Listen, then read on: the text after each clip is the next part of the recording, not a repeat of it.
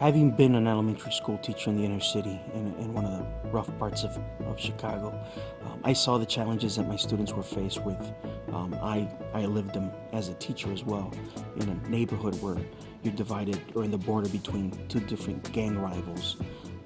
As a teacher, I was giving the students the skills or the tools they needed to be successful as students later in life.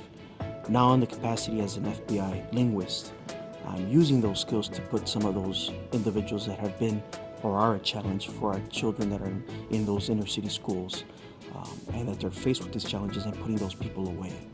Being part of a team that are working with this squad of agents that deal with criminal investigations to make the streets safer so that our kids are able to go to school day in, day out.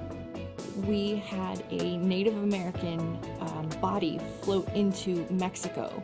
And so I remember this happened over a weekend. On Monday morning, the agent, he came and asked me, he says, I looked everywhere, but I don't speak the language. I know there's something in the media down in Mexico. Can you help me find this? And so, of course, within, a couple of minutes, I had found what he was looking for, and he determined, yes, this is my body. This is my missing person. So we got on the phone with officials down in Mexico, and we're talking about, well, they had to do an autopsy.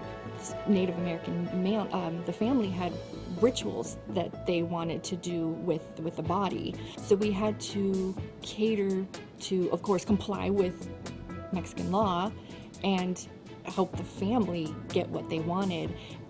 Being able to talk to the Mexican officials directly and working with the local Indian country tribal police, making sure that everybody's needs were met as far as the investigation went, but also catering to the family, that made a difference. I was happy to hear from the agent, we don't have to do an autopsy here in America again, because your translation of the autopsy done in Mexico was enough. So that made me feel good. And there was one case in the West Coast. We had brought in about 150 people, including potential victims.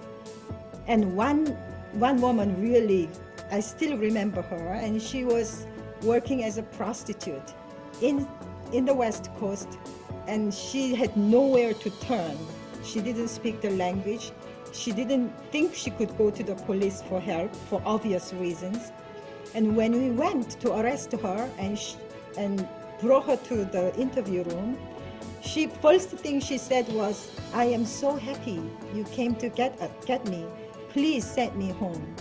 And she had this horrendous story that I still remember. And that's when I thought that my contribution helped bring decent life to another human being. Visit fbijobs.gov/linguists to learn more and to apply. And start your adventure as an FBI linguist today.